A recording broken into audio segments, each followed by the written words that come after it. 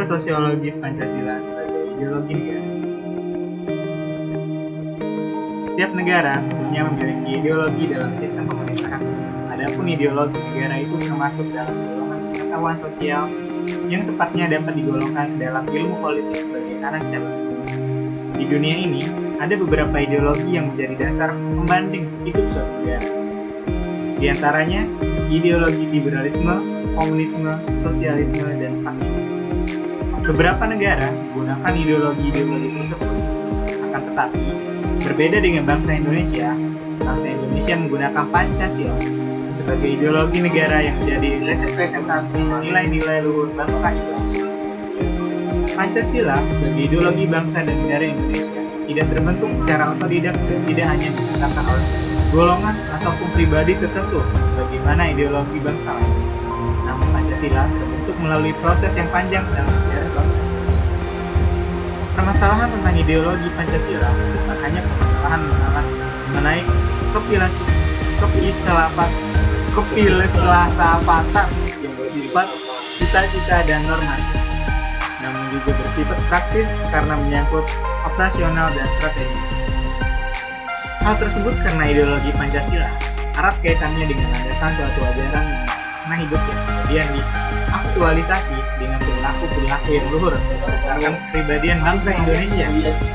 Ideologi Pancasila bukan digunakan sebagai tuntutan yang bersifat tekstur agar warga negara mempunyai agama, berbuat adil, bersatu, dan mengutamakan kepentingan negara pribadi dan golongan. Akan tetapi, ideologi Pancasila merupakan nurani bangsa Indonesia yang kemudian menuntut warga negara berbudi luhur sehingga tercipta bangsa Indonesia, bangsa yang beradab dan bermartabat.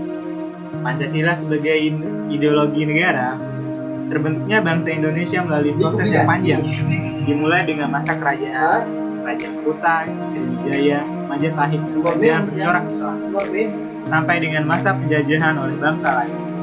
Ratusan tahun telah dijalani bangsa Indonesia untuk menemukan jati diri sebagai bangsa yang merdeka, berdaulat, serta memiliki suatu prinsip filosofi tersimpul dalam sistem filosofi bangsa.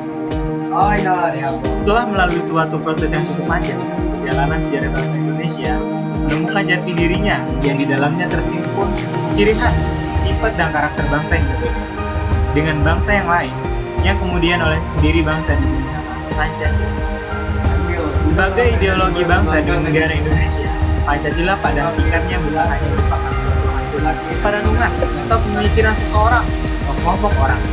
Pancasila digali dari nilai-nilai luhur masyarakat Indonesia sebelum hidup negara. Dengan lain perkataan, unsur-unsur yang merupakan materi, bahan Pancasila tidak lain diangkat dari pandangan hidup masyarakat Indonesia, sehingga bangsa ini merupakan kausa materialis Pancasila. Rumusan Pancasila harus dilaksanakan oleh rakyat Indonesia dalam kehidupan berbangsa dan bernegara. Setiap sila Pancasila merupakan satu kesatuan yang saling berkaitan antara satu dengan lain. Dalam konteks ideologi negara, Pancasila dapat dimaknai sebagai sistem kehidupan nasional yang meliputi aspek politik, ekonomi, sosial budaya, dan pertahanan keamanan dalam rangka pencapaian cita-cita dan tujuan bangsa yang berlandaskan dasar. Hal tersebut termaktub dalam sila-silanya, diantaranya adalah sila pertama, Tuhanan yang Maha Esa. Sila ketuhanan yang Maha Esa dalam Pancasila pada prinsipnya menegaskan bahwa bangsa Indonesia dan setiap warga negara harus mengakui adanya Tuhan. Dengan demikian, setiap orang dapat menyembah Tuhannya sesuai dengan keyakinannya masing-masing tanpa ada diskriminasi dan intimidasi. Sila ketuhanan yang Maha Esa merupakan sila pertama dan utama yang mengenai keempat sila lainnya. Perbedaan-perbedaan di antara sesama warga negara Indonesia perlu diseragamkan, melainkan dihayati sebagai kekayaan bersama yang wajib disyukuri dan dipersatukan dalam wadah negara Indonesia berdasarkan Pancasila. Sila kedua, kemanusiaan yang adil dan beradab. Sila kemanusiaan yang adil dan beradab dalam Pancasila secara prinsip menjelaskan masyarakat Indonesia hidup dalam rasa kekeluargaan, bahwa akan dihargai dan dijunjung tinggi hak-hak asasi manusia. Sila ini menegaskan bahwa kebangsaan Indonesia merupakan bagian dari kemanusiaan universal yang dituntut mengembangkan persaudaraan dunia berdasarkan nilai-nilai kemanusiaan yang berkeadilan dan keadilan.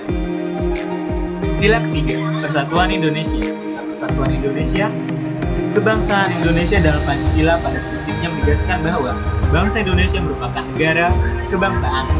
Bangsa yang memiliki kehendak untuk bersatu, memiliki persatuan perangai karena persatuan nasib. Bangsa yang terikat pada tanah air. Bangsa yang akan tetap terjaga dari kemungkinan punya sifat provinsi. Sila keempat, kerakyatan yang dipimpin oleh hikmat bijaksanaan dalam permusyawaratan atau perwakilan.